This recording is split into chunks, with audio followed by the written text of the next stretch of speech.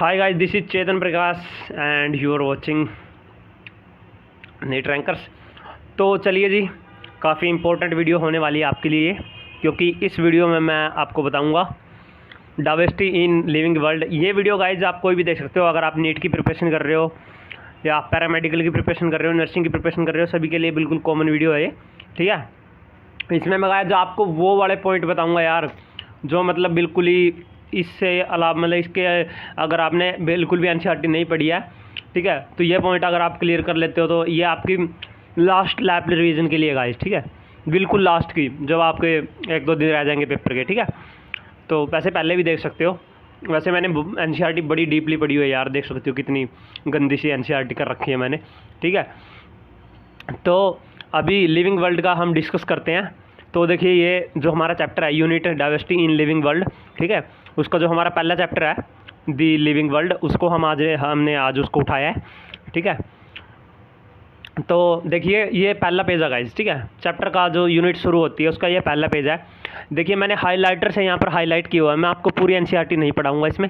ठीक है, हाइलाइटर से हाईलाइट कर रखे मैंने। एक्चुअली यार मेरे रूम की ना लाइट गई हुई है, बाहर बारिश हो रही है। ठीक है, तो उसके लिए, लेकिन कोई नहीं, स्क्रीन रिकॉर्डिंग तो हो रही है, तो मैं थोड़ा इसको जूम कर लेता हूँ ताकि अच्छा आपको दिख जाए। तो डाइवर्सिटी इन लिविंग वर्ल्ड का ये चैप्टर है, चैप्टर नंबर फर्स्ट है दी लिविंग वर्ल्ड का, ये पहला पेज है। ठीक है, इसमें मैंने आपको देखिए यहाँ पर डाइवर्सिटी इन लिविंग वर्ल्ड, इसमें मैंने जो हाईलाइट किए पॉइंट वो आपको बता देता हूँ।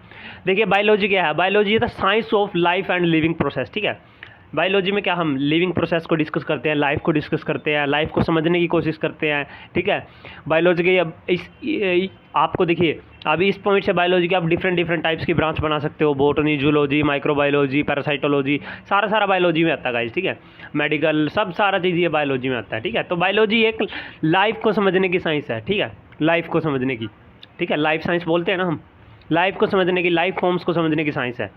उसके बाद देखिए अर्ली मैन, देखिए पहले मैन क्या करता था, जो अर्ली मैन था उसको पता था कि ये इनएनिमेट ऑब्जेक्ट है, ये एनिमेट ऑब्जेक्ट है। इनएनिमेट लाइक आपके रॉक्स, ये सारी चीज़ें आपकी इनएनिमेट ऑब्जेक्ट होगी। ठीक है, अब देखिए यहाँ पर एनसीईआरटी में हाईलाइट मैंने कर दिया है, इसमें लिखा हुआ है a common feature of all such form of inanimate and animate object was the sense of awake और फियर दैट दे इवोक्ड। ठीक है, ये आपको पॉइंट काफ़ी आपका ये एग्जाम में भी पूछा जा सकता है। ठीक है, इन दोनों में कॉमन फीचर क्या है, इनएनिमेट में और एनिमेट ऑब्जेक्ट में। ठीक है, नेक्स्ट आपका आगे देखिए, मैं पूरा नहीं पढ़ाऊंगा, मेन पॉइंट आपके साथ डिस्कस करूँगा। Systemic and monumental description of life form brought in out of necessity detail system of identification, nomenclature and classification. ठीक है, हमें इसकी इसलिए ज़रूरत पड़ रही है क्योंकि इतने सारे ऑर्गेनिज्म है, उनको हमें स्टडी करना है। ठीक है, बस ये था यार, फर्स्ट पेज में आपको ये ध्यान रखना है बस। ठीक है, फर्स्ट पेज में तो वैसे कुछ लोग पढ़ते ही नहीं है, लेकिन मैं तो फिर भी पढ़ा देता हूँ। और मैंने इतनी सारे, आप देखिए जो साइंटिस्ट, इनके ऊपर क्वेश्चन आने वाला है। ठीक है, साइंटिस्ट के ऊपर गाइज हर साल कोई ना कोई क्वेश्चन ज़रूर आता है, किसी भी चैप्टर से उठा लो आप। तो पहले चैप्टर के जो फर्स्ट यूनिट है उसमें हमारे जो मेन साइंटिस्ट है वो है हमारे अर्नेस्ट मेयर। ठीक है, ई मेयर, इनका आपको कार्यकाल याद रखना है 1904 से 2004 तक। ठीक है, देख सकते हो यहाँ पर जो मैंने मेन पॉइंट हाईलाइट किया वो है कि वो पूछ सकते हैं कि कहाँ गए थे, हार्वर्ड यूनिवर्सिटी से इन्होंने क्या की थी। आप यूनिवर्सिटी बायोलॉजिस्ट थे जिनको डार्विन ऑफ 20th सेंचुरी भी बोला जाता है। ठीक है, और इनको एक टाइटल मिला था, यहाँ पर देख सकते हो, अलेक्जेंडर एग्जेरी प्रोफेसर ऑफ जूलॉजिकल एमराइटिस। ये कुछ अलग सी लैंग्वेज लिखी हुई है, इंग्लिश तो मेरे को लग नहीं रही। ठीक है, तो आपको इनको आपके क्वेश्चन आ सकता है कि ये टाइटल किसको दिया गया था, तो ये इनको अर्नेस्ट मेयर को दिया गया था। उसके बाद इन्होंने किस किस फील्ड में काम किया था वो आपको पता होना चाहिए। ऑर्निथोलॉजी, ठीक है, टेक्सोनोमी, ऑर्निथोलॉजी क्या होता है सभी को पता ही होगा। ठीक है, बर्ड की स्टडी, डॉक्टर सालिम। देखिए इसमें मैं एनसीईआरटी आपको पढ़ा रहा हूँ, लेकिन एनसीईआरटी के साथ कुछ एक्स्ट्रा पॉइंट भी आपको बता रहा हूँ। ठीक है, एक्स्ट्रा पॉइंट आपको बता रहा हूँ। ऑर्निथोलॉजी, इंडिया के ऑर्निथोलॉजिस्ट थे फेमस डॉक्टर सालिम अली। ठीक है, उसके ऊपर क्वेश्चन आ सकता है। टैक्सोनॉमी सभी को बताइएगा, जू जियोग्राफी, ये सारे इसके क्या थे, इनके पॉइंट ऑफ इंटरेस्ट थे। Evolution, systematics, history and philosophy of biology. ठीक है, उसके बाद currently accepted of biological specimen की इन्होंने डेफिनेशन दी थी। ठीक है, और इनको ट्रिपल क्राउन ऑफ बायोलॉजी मिला था। अब ट्रिपल क्राउन ऑफ बायोलॉजी आपको पता होना चाहिए क्या होता है, बाल्जन प्राइज होता है इसमें, जो इनको 1983 में मिला था। इंटरनेशनल प्राइज़ फॉर बायोलॉजी आपको इनको 1994 में मिला था, और क्रैफूड प्राइज़ इनको 1999 में मिला था, ठीक है। तो इन्होंने करंटली एक्सेप्टेड, ये क्वेश्चन कई बार आया कि वो gave the currently accepted definition of biological species, तो अर्नेस्ट मेयर जी ने दी थी, और 2004 में इनकी डेथ हो गई थी, ठीक है। तो जी ये थे अर्नेस्ट मेयर के बारे में कुछ इंपॉर्टेंट पॉइंट। अब डिस्कस करते हैं अपना मेन लिविंग चैप्टर, ठीक है। इसमें भी देखिए मैंने फालतू की चीज़ें आपको हाईलाइट नहीं की, जो चीज़ें हाईलाइटेड है वो ही आपको याद रखनी है, ठीक है। सबसे पहले देखिए ये पेज नंबर है गाइस, इसका पेज नंबर अभी दिख नहीं रहा मेरे को, लेकिन आप सभी ने एनसीईआरटी पढ़ी होगी तो आप सभी को पता ही होगा कौन से वाला पेज है ये, ठीक है। तो देखिए इस पेज से आपको क्या क्या इंपॉर्टेंट है। Growth, reproduction, ability to sense environment and mount a suitable response come to our mind immediately. देखिए लिविंग वर्ल्ड, लिविंग ऑर्गेनिज्म के कुछ इंपॉर्टेंट फीचर इन्होंने यहाँ पर लिखे हुए हैं, यूनिक फीचर, ठीक है। तो वो क्या है, आपके ग्रोथ है, और देखिए यहाँ पर मेरे पास मैसेज आ रहे हैं, फिलहाल मैं इसको मोबाइल डाटा को ऑफ कर देता हूँ, ठीक है, ताकि बीच में अब डिस्टर्बेंस ना हो। टेलीग्राम पर मैसेज आया था किसी का, ठीक है। आप भी चाहो तो मेरा टेलीग्राम ग्रुप ज्वाइन कर सकते हो, तो अभी इनको मैं रिप्लाई कर दूंगा लेक्चर के बाद। तो growth, reproduction, ability to sense environment और माउंट ए सूटेबल रिस्पॉन्स, ये हमारे माइंड में आता है कि यूनिक फीचर किसी भी लिविंग ऑर्गेनिज्म के, ठीक है। अब चाहो तो गाइज मैं इस लेक्चर को ना कम से कम 3-4 घंटे लंबा कर सकता हूँ, लेकिन मैं वो करूँगा नहीं, आप सभी को पता ही होगा, सारी चीज़ें आती है आपको, ठीक है। उसके अलावा अगर कोई और चाहे तो आप इसमें मेटाबॉलिज्म ऐड कर सकता है, एबिलिटी टू सेल्फ रेप्लिकेट कर सकता है, self organise, self interact and self emergence to this list, ठीक है। Growth and fundamental are the intrinsic property of current, यहाँ पे ये मैंने सारे हाईलाइट किए हुए हैं यार, ये तो मैं सारा बताऊँगा नहीं, ठीक है। नेक्स्ट पेज खोलते हैं। नेक्स्ट पेज का देखिए भाई, ये है आपका पेज नंबर 4 एनसीईआरटी का। इसमें मैंने देखिए प्लांट्स में जो ग्रोथ होती है ना बाय सेल डिवीजन, ठीक है, वो कंटिन्यूसली होती रहती है, ठीक है, थ्रू आउट द लाइफ, क्योंकि उनमें क्या होता है, एक्टिव मेरिस्टेम होता है, ठीक है, मेरिस्टेमेटिक टिश्यू होता है। लेकिन एनिमल एक सर्टेन एज तक ही ग्रो कर पाते हैं, ठीक है। उसके बाद तो हमारी हाइट एक सर्टेन एज तक ही बढ़ती है ना, बोलते हैं कि एक हाइट सर्टेन एज तक बढ़ती है, उसके बाद हाइट बढ़ना बंद हो जाती है, ठीक है।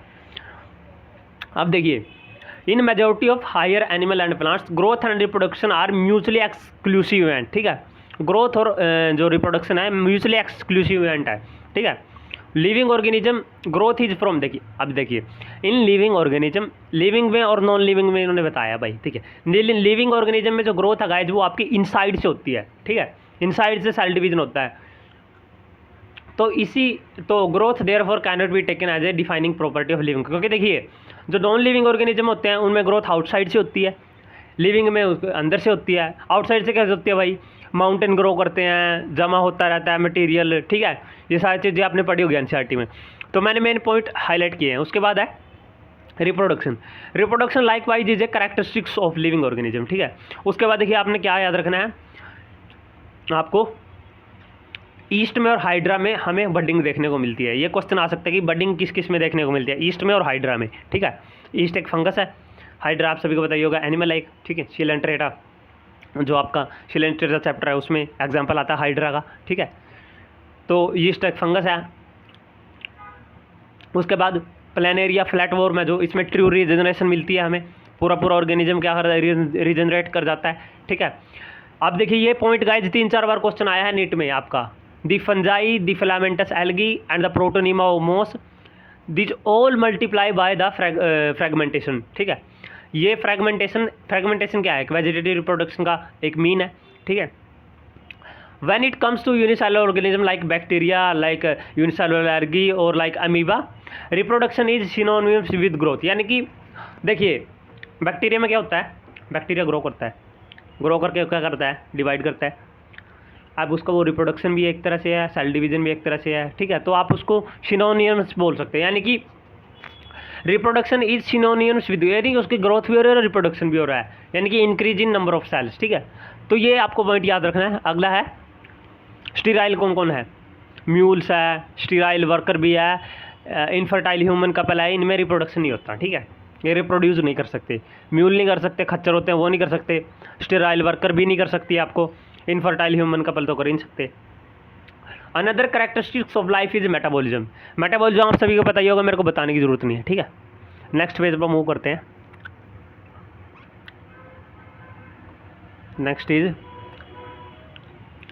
All plants, animal, fungi and microbes, सारे के सारे में कोई भी एक ऐसी चीज़ नहीं है जिसमें मेटाबॉलिज्म नहीं होता, ठीक है। हाँ, वायरस एक्सेप्शन है, क्योंकि उस वो मेटाबॉलिक जो एक्टिविटी है उसमें, हालांकि जो सेल की मशीनरी यूज़ करता है होस्ट सेल की, ठीक है। तो इन सभी में क्या होता है, मेटाबॉलिज्म होता है। Non living object exhibit metabolism, ठीक है। कोई भी नॉन लिविंग ऑब्जेक्ट किसी में मेटाबॉलिज्म नहीं होता, ठीक है। यहाँ पर लिखा भी हुआ है, metabolic reaction can be demonstrated outside the body in cell free system, ठीक है। सेल फ्री सिस्टम में हम मेटाबॉलिक रिएक्शन को डेमोन्स्ट्रेट कर सकते हैं। इसका सबसे बड़ा एग्जांपल मैं आपको देता हूँ, ब्लड क्लोटिंग। हम लैब में टेस्ट करते हैं, कोगुलेशन लैब में, बाहर से हम सारी चीज़ें देते हैं, फैक्टर देते हैं, उसके बाद ब्लड होता है वो क्लोट कर जाता है। क्यों करता है भाई? क्योंकि हम बाहर से दे रहे हैं, मेटाबॉलिक रिएक्शन है वो, ठीक है। एन आइसोलेटेड मेटाबॉलिक रिएक्शन, यानी कि एक आइसोलेटेड मेटाबॉलिक रिएक्शन जो कि बॉडी से बाहर हो रही है, of an organism performed in a test tube is neither non living और नाइदर लिविंग, यानी कि ना तो वो नॉन लिविंग है और वो ना लिविंग है। While metabolism it is defining feature of all living organism without any exception, ठीक है। मेटाबॉलिज्म में कोई एक्सेप्शन नहीं है, सभी के अंदर होता है मेटाबॉलिज्म, ठीक है। Isolated metabolic reaction in vitro, यानी कि बाहर, are not living things but surely living reaction है। उनको हम गाइज लिविंग थिंग्स नहीं बोल सकते, लेकिन हम उनको क्या कह सकते हैं, लिविंग रिएक्शन बोल सकते हैं, ठीक है, क्योंकि वो बाहर हो रही हैं भाई, ठीक है, बॉडी से बाहर हम कर रहे हैं उनको। So hence we call that cellular organisation of the body is the defining feature of living organism, ठीक है। यानी कि सेलुलर, अब देखिए ये पॉइंट मैं आपको क्लियर करूँ, इस पॉइंट को कैसे क्लियर करता हूँ आपको। वायरस सभी को बताइए होगा, वायरस क्या है, एक लिविंग और नॉन लिविंग के बीच में कनेक्टिंग लिंक है ना, ठीक है। उसको हम, अगर वो होस्ट बॉडी के अंदर है तो उसको हम लिविंग काउंट करते हैं, अगर होस्ट बॉडी से बाहर है तो उसको हम क्या करते हैं, क्रिस्टलिन है, ठीक है। स्टैनली ने यही तो बताया था कि हम उसको क्रिस्टलाइज कर सकते हैं प्रोटीन को, ठीक है।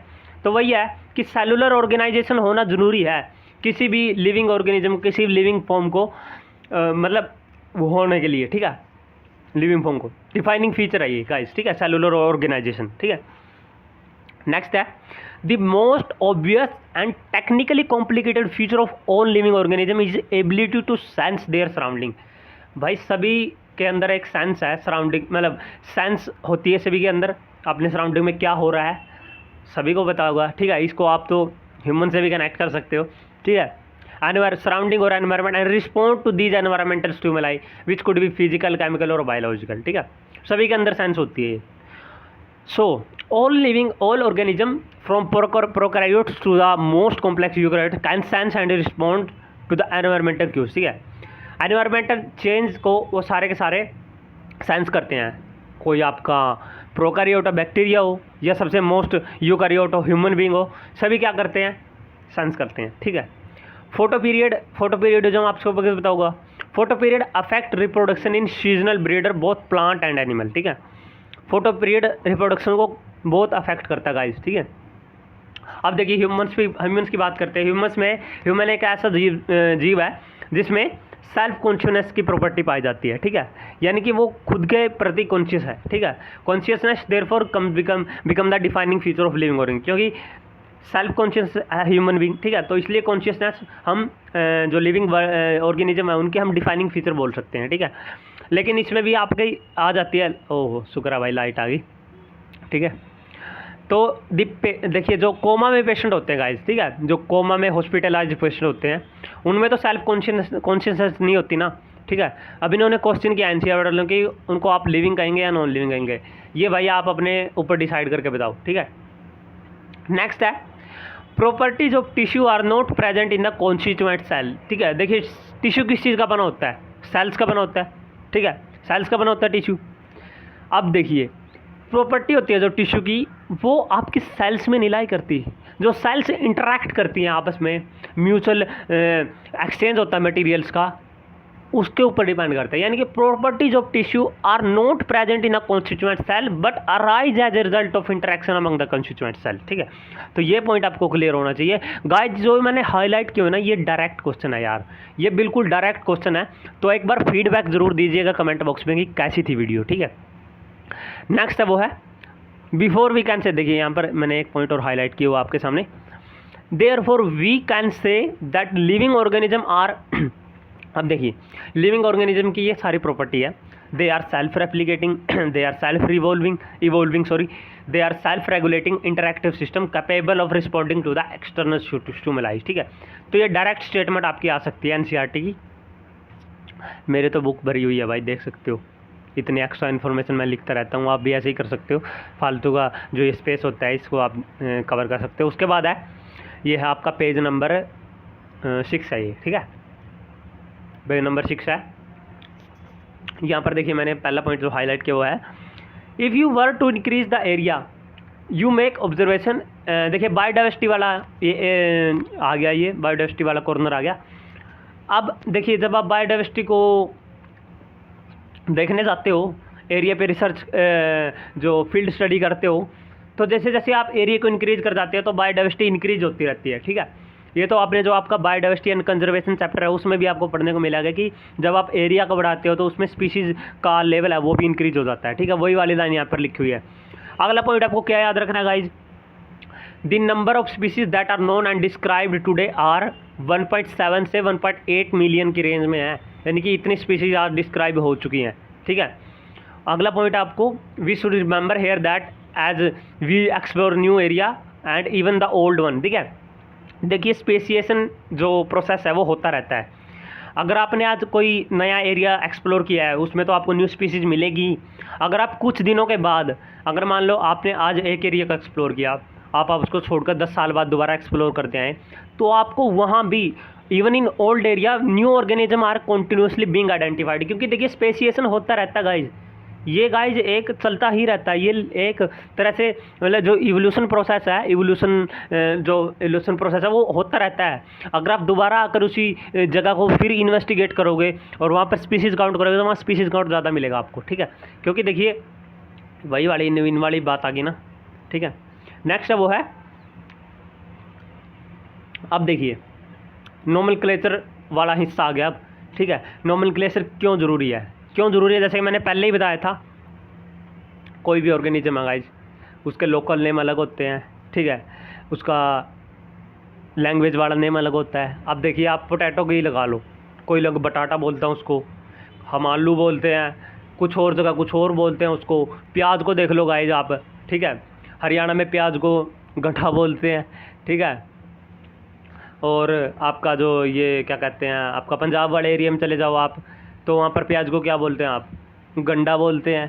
ठीक है, कई बार तो मैं पंजाब के एरिया में गया, गंडा बोल, और हम गंडा बोलते हैं इसको, क्या कहते हैं अपना, इसको शुगर केन को। ठीक है, तो ये नाम है भाई चेंज होते रहते हैं एरिया टू एरिया वाइज। ठीक है, अब देखिए अगर आप एक साइंटिस्ट हो, अगर आप भाई यूएस में गए कोई रिसर्च करने, अब वहाँ ये थोड़ी बोलोगे जाकर यार मैनू गंडा चाहिए था आप तो वहाँ बोल लोगे ना कि कोई साइंटिफिक लैंग्वेज में जब आप बात करोगे तो वहाँ ये थोड़ी बोल लोगे कि मैंने प्याज की ये वाली फसल उगाई थी, मेरे को ये चीज़ें देखने को मिली, इसके डीएनए में इतना फ़र्क था। आप वहाँ पर क्या यूज़ करोगे, प्याज का साइंटिफिक नेम यूज़ करोगे ना। ठीक है, साइंटिफिक नेम यूज़ करोगे ना प्याज का आप। ऐसे ही आप आलू का साइंटिफिक नेम यूज़ करोगे ना, सोलेनम ट्यूबरोसम। ठीक है, तो वही वाली बात आ गई। तो हमें नोमेनक्लेचर की बड़ी ज़रूरत पड़ी ताकि एक ऑर्गेनिज्म एक नाम से जाना जाए पूरी दुनिया में। ठीक है, आलू का सिर्फ एक ही नाम है भाई, साइंटिफिक नेम है सोलेनम ट्यूबरोसम। ठीक है, जो कि सारी दुनिया में फेमस है। अगर आप किसी भी साइंटिस्ट से पूछोगे I would like to talk about you about the Solanum tuberosum, तो वो समझ जाएगी आप किसके बारे में बात करो। अगर आप बोल लोगे I would like to talk with you about the गंडा, वो समझेगा ही नहीं भाई कि क्या बोल रहे हो आप, क्योंकि गंडा का मतलब वहाँ पर कुछ हो रहा है, हरियाणा में कुछ हो रहा है। तो इसलिए हमें नोमेनक्लेचर की ज़रूरत पड़ी गाइज। ठीक है, उसके बाद आपको याद रखना है ICBN की full form, international code for botanical nomenclature. और उसके बाद आपको ICZN की फुल फॉर्म आपको याद रखनी है, international code of zoological nomenclature. इसमें स्लाइटली थोड़ा डिफरेंस है गाइज, ICBN में international code for botanical nomenclature है, international code of zoological nomenclature है ICZN। ठीक है, उसके बाद आपको याद रखना है वो बाइनोमियल नोमेनक्लेचर किसने दिया था, कार्ल लिनियस ने दिया था, जो कि is being practised by the all biologist over the world. ठीक है, सभी इसको प्रैक्टिस करते हैं बायोलॉजिकल नोमेनक्लेचर को। उसके बाद यहाँ से क्वेश्चन आता है बायोलॉजिकल नोमेनक्लेचर से करेक्ट नेमिंग, जैसे कि मैंगेफिरा का करेक्ट नेम ये मैंगेफिरा इंडिका यहाँ पर लिखा हुआ है।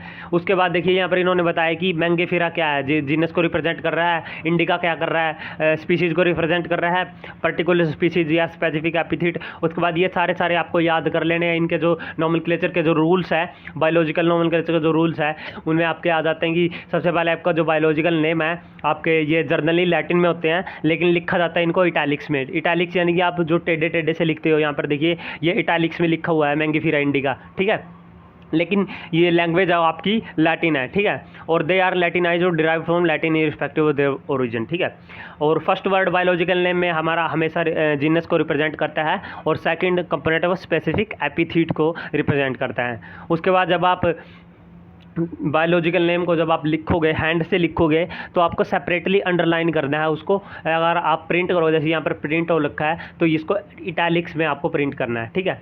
इटैलिक्स में यहाँ पर देखिए, यहाँ पर लिखा भी हुआ है प्रिंटेड इन इटैलिक्स, ठीक है, यहाँ पर to indicate their Latin origin, ठीक है। उसके बाद फर्स्ट वर्ड सभी को बताइए होगा क्या आपका क्या होना चाहिए। सबसे पहला जो जीनस नेम होना चाहिए वो आपका कैपिटल लेटर में होना चाहिए, और जो स्पेसिफिक नेम होना चाहिए आपका वो आपका होना चाहिए स्मॉल लेटर में। उसके बाद अगर आपने जिन्होंने डिस्क्राइब की थी साइंटिस्ट का नाम लिखना है, तो पीछे आप जैसे कि मैंगेफिरा इंडिका लिनियस ने डिस्क्राइब की थी सबसे पहले, तो लिन लिख देना आपको, ठीक है, ऐसे आपको करना है, ठीक है। उसके बाद देखिए classification. Classification is the process by which anything is grouped. देखिए क्लासीफाई कर रहे हैं यार, कोई भी एनीथिंग है, कोई भी चीज़ है, उसको ग्रुप्स में बांट रहे हैं हम, ठीक है। Anything which is grouped into convenient category based on easily observable character, यानी कि हम कुछ कैरेक्टर कुछ क्राइटेरिया रखेंगे हम कि इसके बेस पर हमने इसको क्लासीफाई किया, ठीक है। नेक्स्ट है वो है साइंटिफिक टर्म फॉर, देखिए टैक्सा क्या होता है। टैक्सा हम किसी के लिए भी यूज़ कर सकते हैं गाइस, ठीक है, ये लाइक डॉग, कैट, मैमल, ये सभी, इन सभी के लिए हम क्या क्या टर्म यूज करते हैं साइंटिफिक, इन सभी के लिए हम टैक्सा करते हैं, ठीक है, टैक्सा। और based on characteristics all living can be classified into different taxa, ठीक है, डिफरेंट टैक्सा में हम उनको क्लासीफाई कर, इसी को हम टैक्सोनॉमी बोलते हैं, ठीक है। तो देयरफॉर एनिमल, मैमल, डॉग, ये सारे टैक्सा है एट द डिफरेंट लेवल, ठीक है। अब देखिए क्लासिफिकेशन टैक्सोनॉमी में हम क्या क्या चीज़ें इंक्लूड करते हैं। External and internal structure. External structure का मतलब मॉर्फोलॉजी, इंटरनल स्ट्रक्चर का मतलब एनाटमी, उसका internal structure along with structure of cells, यानी कि साइटोलॉजी हम इसमें इंक्लूड करते हैं। उसके बाद डेवलपमेंट प्रोसेस, यानी कि इवोल्यूशनरी प्रोसेस आपका, ठीक है, ये है आपका 8 number page. Development process like आपका इवोल्यूशनरी बायोलॉजी। उसके बाद इकोलॉजिकल इन्फॉर्मेशन भी हम यूज करते हैं ऑर्गेनिज्म की, उनको क्लासीफाई करने के लिए, ठीक है। एंड फॉर्म द ये सारी चीज़ें आपकी they form the basis of modern taxonomical study, यानी कि जो हम इस टाइम स्टडी करते हैं इन सारी चीज़ों को ध्यान में रखते हुए, मद्देनजर रखते हुए करते हैं। Hence characterisation, identification, classification and nomenclature are the process that are basic to the taxonomy, ठीक है। देखिए जो पहले जो हमारे पूर्वजों ने जो क्लासिफिकेशन किया था, पहले क्या होता था कि गाइस देखिए चीज़ों को हम उनके मतलब उनके यूजेज के आधार पर हम उनको क्लासीफाई करते थे, ठीक है, कि उनका यूज कैसा है।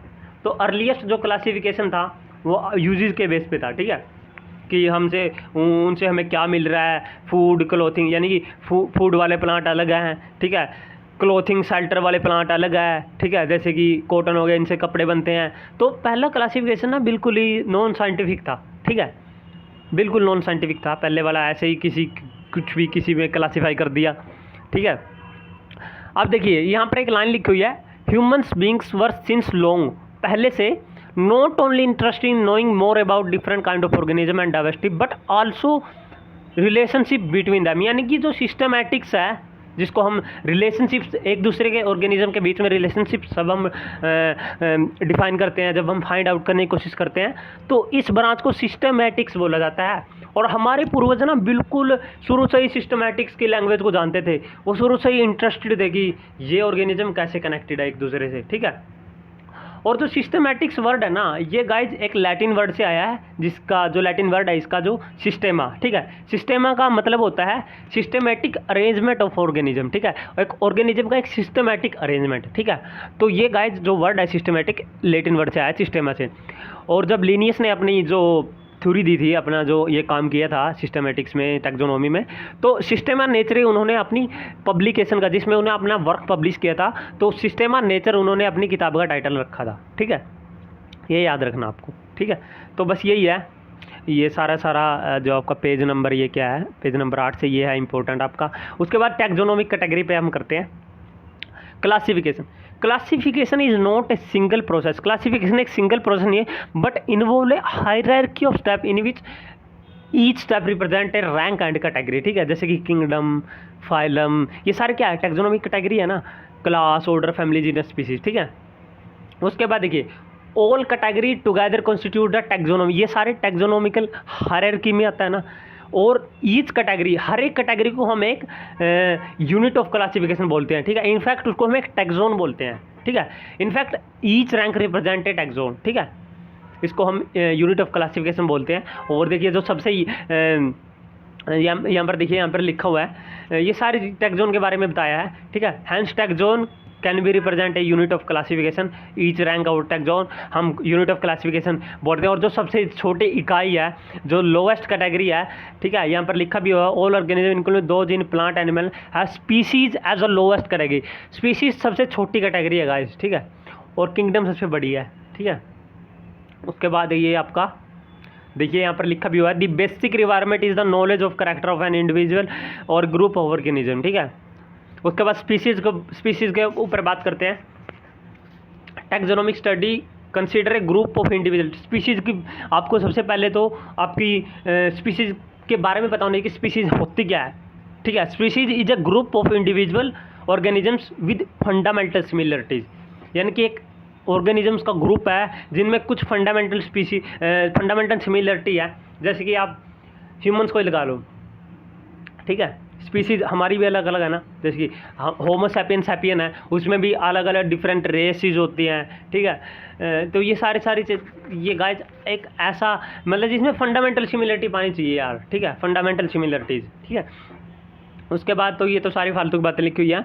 उसके बाद आपको यहाँ पर याद रखना है, each genus may have one or more than one specific epithet representing different organism but having morphological symmetry। यानी कि एक जिनस है, लाइक आपका पैंथरा जिनस है। ठीक है, पैंथरा जिनस में आपका पैंथरा लियो भी होता है जिसको हम लायन बोलते हैं, पैंथरा टिग्रिस भी होता है जिसको हम टाइगर बोलते हैं। ठीक है, तो एक जिनस में ना एक से ज़्यादा स्पीशीज़ हो सकती है, लेकिन अब देखिए पैंथरा लियो और पैंथरा टाइगरस है, इनमें कुछ सिमिलरिटी है ना, मॉर्फोलॉजिकल सिमिलरिटी है ना इनमें। ठीक है, तभी तो इनमें इनका जिनस सेम है। ठीक है, इनमें कुछ सिमिलरिटी है ना। ऐसे ही सोलेनम निग्रम और सेलेनम मिलोजुनिना। ठीक है, निग्रम जो होती है, सोलेनम निग्रम। ठीक है, जो प्लांट देखा होगा आपने। ठीक है, उसके बाद सोलेनम मिलोजिना जो आपका ये बैंगन होता है, इनमें भी कुछ सिमिलरिटी है ना। ठीक है, इनमें सिमिलरिटी है तभी तो इनको सिमिलर आपका जिनस रखा गया। तो एक जिनस की डिफरेंट टाइप ऑफ स्पेसिफिक एपिथीट हो सकते हैं गाइस। ठीक है, जैसे कि पैंथरा लियो, पैंथरा टिग्रिस। ठीक है, और भी होते हैं, पैंथरा पार्डस भी होता है। ठीक है, ये लेपर्ड को बोलते हैं जिसको हम पैंथरा पार्डस। ठीक है, तो ये है गाइस, ये सारा स्पीसीज़ के बारे में था। ह्यूमन बींग तो होमो सैपियन से बिलोंग करते हैं। ठीक है, उसके बाद जिनस के बारे में बात करते हैं। जिनस के बारे में मैंने ऊपर बात की, genus comprises a group of related species which has more character in common in comparison to species of other genera। ठीक है, we can say that कि जिनस एक aggregate of close related species, यानी कि जब बहुत सारी क्लोज रिलेटेड स्पीसीज एक जगह पर अब उनको रखें तो ये होती है जिनस। ठीक है, जैसे कि यहाँ पर बताया भी हुआ है, पोटैटो हो गया, ब्रिंजल हो गया, are the different species but all belong the genus Solanum. जैसे कि ब्रिंजल क्या है, सोलेनम मिलोंजिना। ठीक है, पोटैटो क्या है, सोलेनम ट्यूब्रोसम। ठीक है, आपका जो सोलेनम निग्रम, ये सारा क्या है, ये सारा देखिए यहाँ पर लिखा भी हुआ है, पोटैटो, ब्रिंजल, ये सारे जिनस सोलेनम से बिलोंग करते हैं। उसके बाद देखिए टाइगर, लायन, लेपर्ड, ये सारे एक जिनस से बिलोंग करते हैं ना, हालांकि इनकी स्पीसीज अलग है। लायन को हम पैंथरा लियो बोलते हैं, लेपर्ड को हम पैंथरा पार्डस बोलते हैं, टाइगर को हम पैंथरा टिग्रिस बोलते हैं। इन सभी में एक कॉमन फीचर है ना, ये सभी जिनस इनका पैंथरा है। ठीक है, उसके बाद ये जिनस दूसरे जिनस से अलग है। अब देखिए फैलिस है, जिसमें सारे कैट आते हैं। ठीक है, कैट्स आते हैं, फैलिस, कैनिडाई, वो तो चले फैमिली की बात होगी, कैनिस। ठीक है, कैनिस भी एक जानरा है। ठीक है, तो ये सारे अब फैलिस से तो ये अलग है ना। ठीक है। फेलिस एक अलग जीनस है, पैंथरा एक अलग जीनस है, कैनिस एक अलग जीनस है। तो ये जीनस है गाइस, ठीक है। मैं यही उम्मीद करता हूँ कि आप समझने की कोशिश कर रहे होंगे, ठीक है। नेक्स्ट है फैमिली पे बात करते हैं भाई। फैमिली क्या आता है? Family is a group of related genera with still less number of similarity as compare to the genus and species, ठीक है। तो फैमिली एक ग्रुप ऑफ रिलेटेड, अब देखिए भाई वाली बात है कि जीनस क्या है? एग्रीगेट ऑफ स्पीसीज है। फैमिली क्या है? एग्रीगेट ऑफ जीनस है। एक तरह से ऐसे ही है। अब ये पॉइंट आपको याद रखना guys, family are characterised on the basis of both vegetative and reproductive feature of plant species, ठीक है। प्लांट के केस में जो फैमिली होती है उनमें उनको हम कैसे हम करेक्टराइज करते हैं? हम वेजिटेटिव करेक्टर देखते हैं, रिप्रोडक्टिव करेक्टर देखते हैं, जिनमें सेम होता है उनको एक फैमिली में रख देते हैं। जैसे कि यहाँ पर लिखा हुआ है 3 different genera like Solanum, Petunia and datura are placed in Solanaceae. इनमें कुछ कॉमन करेक्टर है तभी तो इनको एक फैमिली में रखा हुआ है, सोलेनम को, पिट्यूनिया को, धतूरा को। ऐसे ही जो आपके एनिमल्स पे बात आए तो जैसे कि जिनस आपका पैंथरा हो गया, जिसमें आपके टाइगर, लेपर्ड और ये लायन वगैरह आते हैं। जिनस फेलिस हो गया जिसमें आपकी कैट्स आती है, फैमिली फैलिडाई, ठीक है। If you observe the feature of cat and dog, ठीक है। अगर आप कैट के और डॉग के फीचर को ऑब्जर्व करोगे तो इनकी अलग अलग फैमिली है। कैट की फैमिली फैलिडाई है और डॉग की फैमिली कैनिडाई है। तो ये फैमिलीज हैं गाइस, ठीक है, ये फैमिलीज हैं। अब बात करते हैं फैमिलीज़ के बाद हम बात करते हैं नेक्स्ट पेज पे चलते हैं। हो जा भाई, हो गया जी, पेज नंबर ये 10 आई थिंक, हाँ। ऑर्डर पे डिस्कस करते हैं जी। Species, genus and the families are based on number of similar character guys. जो ये तीन कैटेगरी थी ना, ये नीचे वाली, स्पीसीज हो गया, जिनस हो गया और फैमिली हो गया, ये जब जिनमें सिमिलर कैरेक्टर है उनकी तो सिमिलर फैमिली है ना। लेकिन जो ऑर्डर है ना गाइज, ऑर्डर और other hierarchical taxonomic category are identified based on the aggregate of character, ठीक है। वो सिमिलर कैरेक्टर पे बेस्ड थी, ये एग्रीगेट ऑफ कैरेक्टर पे बेस्ड है, ठीक है। जैसे ये एग्जांपल देता हूँ आपको, plant families like convolvulaceae, solanaceae are included in the order polemoniales. देखिए पोलियोमोनेली एक ऑर्डर है, इसमें आपकी फैमिली कलमोलिनेसी, सोलेनेसी आती है। अब इसमें ही क्यों रखी गई है? इनके फ्लोरल कैरेक्टर सेम है, फ्लोरल कैरेक्टर सेम है तभी तो इसमें रखा गया ऑर्डर में। ऐसे ही आपकी एनिमल ऑर्डर लाइक आपका कार्निवोरा हो गया। कार्निवोरा में क्या क्या है आपका? फैलिडाई है, कैनिडाई है, दोनों कार्निवोरा है, सभी को पता ही होगा। फैलिडाई भी कार्निवोरा है, जो ये आपकी कुत्ते की फैमिली है जो कैनिडाई है, ये भी आपकी ये सारे कार्निवोर है, ठीक है। तो इनको ऑर्डर में रख दिया कार्निवोरा में, ठीक है। ह्यूमंस का ऑर्डर आपको सभी को पता ही होगा क्या है, ठीक है। उसके बाद है क्लास। क्लास क्या है भाई? देखिए क्लास में रिलेटेड ऑर्डर्स को रखते हैं हम, ठीक है। Related orders are given in मतलब are placed in the class, ठीक है। जैसे कि ऑर्डर प्राइमेटा में हमारे पास क्या क्या है? प्राइमेटा में हमारे पास गोरिल्ला है, मंकी है, गिबन्स है, ठीक है। Order Primata comprising monkey, gorilla, Gibbons is placed in the class Mammalia. Class Mammalia में ऑर्डर के बाद हमारे पास आती है क्लास। अब ये सारे जो ऑर्डर है, ऑर्डर प्राइमेटा में हमारे सारे इसको हम मैमेलिया क्लास में रखेंगे अलोंग विद ऑर्डर कार्निवोरा। अब देखिए ऑर्डर प्राइमेटा और ऑर्डर कार्निवोरा हम एक क्लास में रखते हैं मैमेलिया में, ठीक है। अब इनको, अब आपसे कोई पूछे ऑर्डर आपका जो ऑर्डर कार्नी जो आपका ये क्लास जो आपकी मैमेलिया है, इसमें कौन कौन से ऑर्डर है? ऑर्डर कार्निवोरा भी है इसमें, ऑर्डर प्राइमेटा भी है इसमें, कार्निवोरा में आपके टाइगर, कैट, डॉग। हम इसलिए बोलते हैं कि हम सारे के सारे एक दूसरे से कनेक्टेड है। Class Mammalia has other order also, इनके अलावा ऑर्डर प्राइमेटा के अलावा, ऑर्डर कार्निवोरा के अलावा इसमें और सारे ऑर्डर भी आते हैं, ठीक है। इन सभी में हमारे पास कुछ करैक्टर हैं जो कि सिमिलर करैक्टर हैं जो कि हमारे देखने को मिलते हैं, ठीक है। जैसे कि आपने आपका जो चैप्टर है आपका ये क्या कहते हैं, आपका जो +1 में चैप्टर है ना किंगडम एनिमल, ठीक है, एनिमेलिया, किंगडम एनिमेलिया, उसमें आपको बताया होगा कि क्लास में हम क्या क्या करैक्टर को देखते हैं। उसमें हमारा जैसे कि वहाँ पर बताया हुआ है, वो सारे जब आप पढ़ोगे वहाँ पर आपको सभी को बताइए होगा, ठीक है। आगे आपका अगले वाले चैप्टर में हम बात करेंगे। ये तो जनरल सा जो वो है, मतलब ओवरव्यू है इस चैप्टर का। उसके बाद फाइलम आप सभी को पता ही होगा। फाइलम में देखिए यहाँ पर फिशीज, एम्फिबियन, रेप्टाइल, बर्ड, ये सारे के सारे along with Mammalia constitute the next higher category called phylum. ठीक है, ये सारे हम फाइलम में रखते हैं। फाइलम कोर डेटा में, अब देखिए फाइलम कोर डेटा में हम किस बेस पे रखते हैं, इन सभी में हमारे पास क्या क्या है। इन सभी में हमारे पास एक कॉमन फीचर है, लाइक प्रेजेंस ऑफ नोटोकोड, एक डोर्सल होलो न्यूरल सिस्टम होता है, डोर्सल होलो नर्व कोड। ठीक है, एक पोस्ट एनल टेल होती है। तो ये सारे गाइज कोर डेटा में रखते हैं। फाइलम तो हम एनिमल के लिए यूज़ करते हैं, प्लांट्स के लिए हम डिवीजन टर्म को यूज़ करते हैं। ठीक है, और जो फाइलम था ये क्यूयर ने दिया था एनिमल्स के लिए। ये सारी एक्स्ट्रा इन्फॉर्मेशन मैंने आपके लिए लिखी हुई है। किंगडम तो भाई सबसे हाई लेवल की कैटेगरी है। ठीक है, all animal belonging to various phylum are assign to the highest category called kingdom. ठीक है, Animalia in the classification of animal. ठीक है, एनिमल्स। ठीक है, मैं थोड़ा पानी पी लेता हूँ यार, मुझे लगता है मेरी आवाज़ कितनी फटने लगी है। एक मिनट, मैं थोड़ा पानी पी लेता हूँ।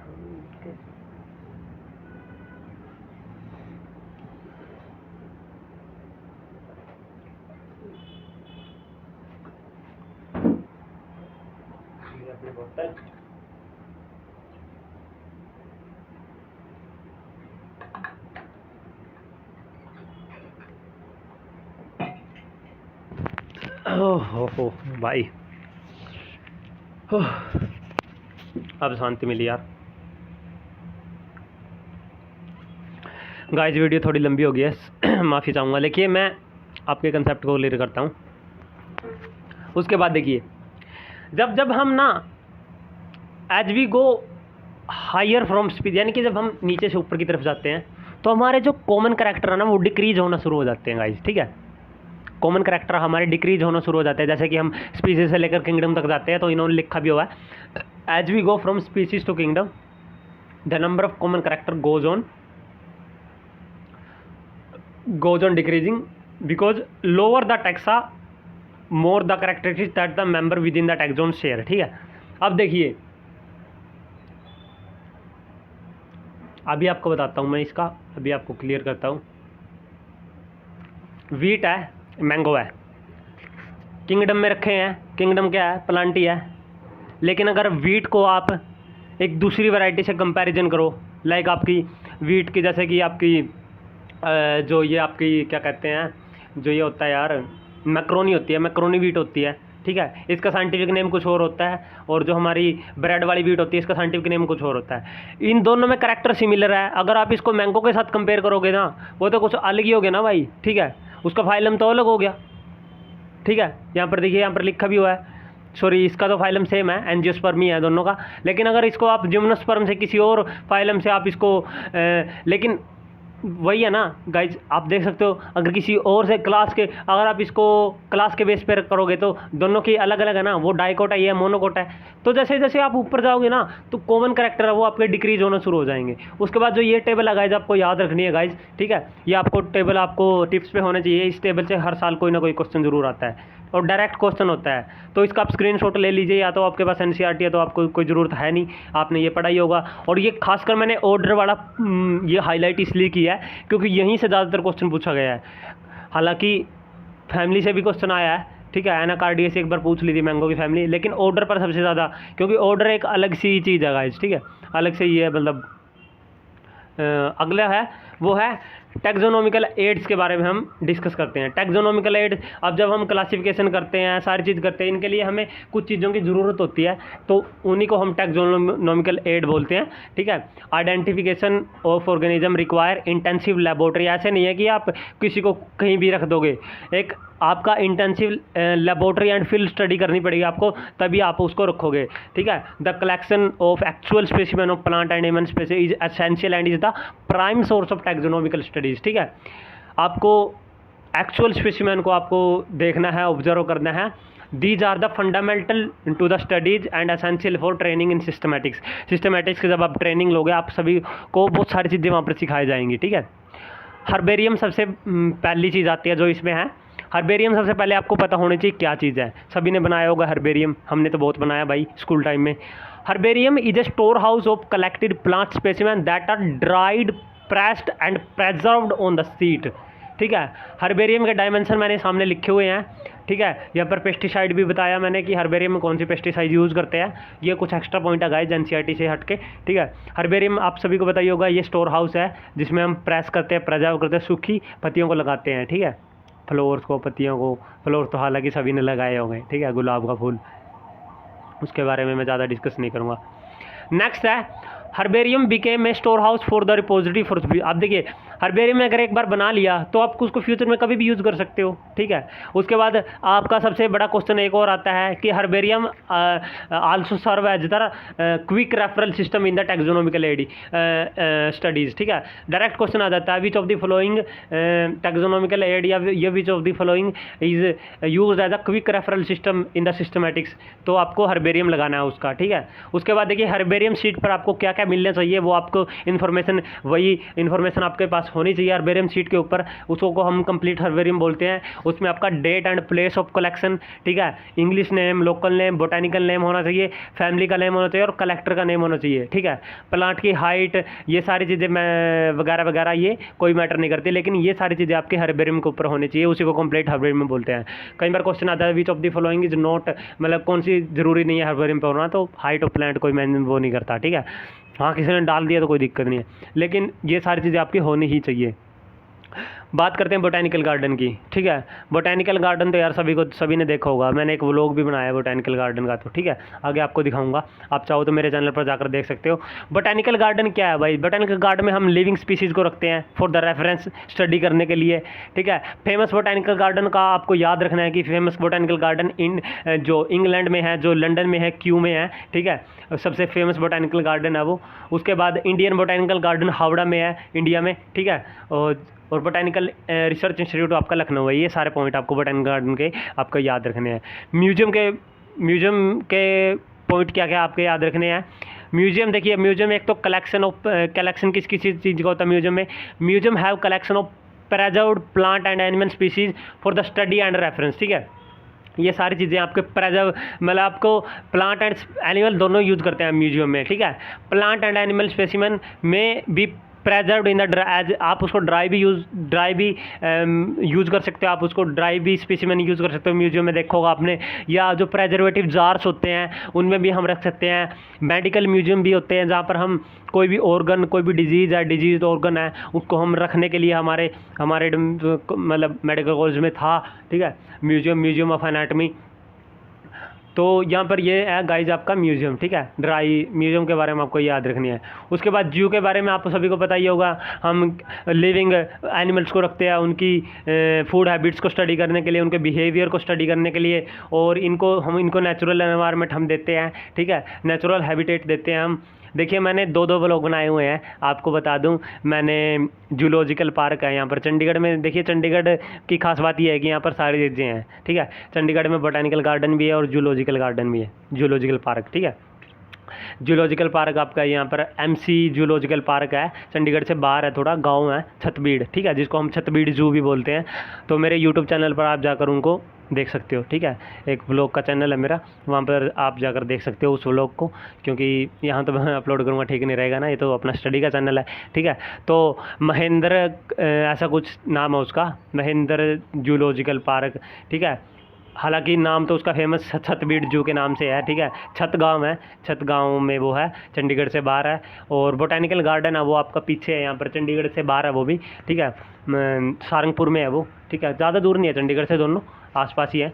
तो जैसे आप जाओगे सारंगपुर के पास, वहाँ पर बोटैनिकल गार्डन है, मैंने व्लॉग बनाया हुआ है, उसको आप देख सकते हो। ठीक है, की क्या है भाई? की इज अनदर टैक्सोनॉमिकल, यहाँ पर मैं जूम कर लेता हूँ। Key is another taxonomical and aid used to the identification of plant and animal based on similarity and dissimilarity. Key है जो सिमिलरिटी एंड डिसिमिलरिटी के ऊपर बेस्ड है, और की is based on the contrasting character generally in a pair of couplet. एक pair of couplet में contrasting character है, उनको कंपैरिजन करते हैं, उसी से उसको बोलते हैं हम की। और इनमें जो ईच स्टेटमेंट होती है की में, उसको हम लीड बोलते हैं। ठीक है, key are generally analytical in nature. Key के बारे में आपको ये सारे पॉइंट आपको याद रखनी है। उसके बाद आपका नेक्स्ट है जो, ये देखिए, बोटेनिकल गार्डन चंडीगढ़ का, ठीक है। इसका मैंने व्लॉग बनाया हुआ है, आप जाकर देख सकते हो, ठीक है। तो चैनल पर जाइए जी, वहाँ पर देख सकते हो। तो चलिए हम आगे बढ़ते हैं। नेक्स्ट पेज अपना। Flora manual and monographs are and catalog are the some other means of recording descriptions, ठीक है। फ्लोरा में क्या होता है? Flora contain the actual account of habitat and distribution of plant of a given area, ठीक है। Flora एक actual account है हैबिटेट का, ठीक है। म्यूजियम जो मैनुअल है, मैनुअल में manual providing the information about the identification of name of species found in area में कितनी स्पीसीज है उनके सभी के नेम, उसको हम मैनुअल बोलते हैं। और मोनोग्राफ में केवल एक टैक्सोन के ऊपर सारी बातें की जाती हैं, ठीक है। तो ये है guys flora manual and monograph, ठीक है। फ्लोरा में एक्चुअल अकाउंट होता है हैबिटेट एंड डिस्ट्रीब्यूशन प्लांट एक गिवन एरिया। मैनुअल में मैनुअल प्रोवाइड, जैसे कि हम किसी से जाकर मांगे कि हमें इस चीज़ का मैनुअल चाहिए, ठीक है, तो वो मैनुअल होता है। और मोनोग्राफ मैंने कैसे याद किया? मोनो का मतलब होता है सिंगल, ठीक है। तो एक सिंगल टैक्सोन के बारे में उसमें जानकारी होती है। जैसे कि मेरे को मोनोग्राफ चाहिए एक सिंगल टैक्सोन, लाइक मेरे को वीट का मोनोग्राफ चाहिए, ठीक है, तो वो हमें प्रोवाइड कर देंगे जहाँ पर हम जाएंगे। उसके बाद देखिए यहाँ पर तो कुछ है नहीं, यहाँ पर मैंने यहाँ पर लास्ट में एक पॉइंट हाईलाइट किया। देखिए गाइज, आपको क्या करना है, आपको समरी को बिल्कुल भी नहीं छोड़ना है। बच्चे बिल्कुल स्किप कर देते हैं समरी को, पिछले वाले पेज को, अगले वाले पेज को। क्वेश्चन यहीं से बनते हैं गाइज, ठीक है। अगर आप स्किप करोगे तो वही फिर आपको याद आएगा, हाँ यार समरी से छोड़ दी, करनी चाहिए थी।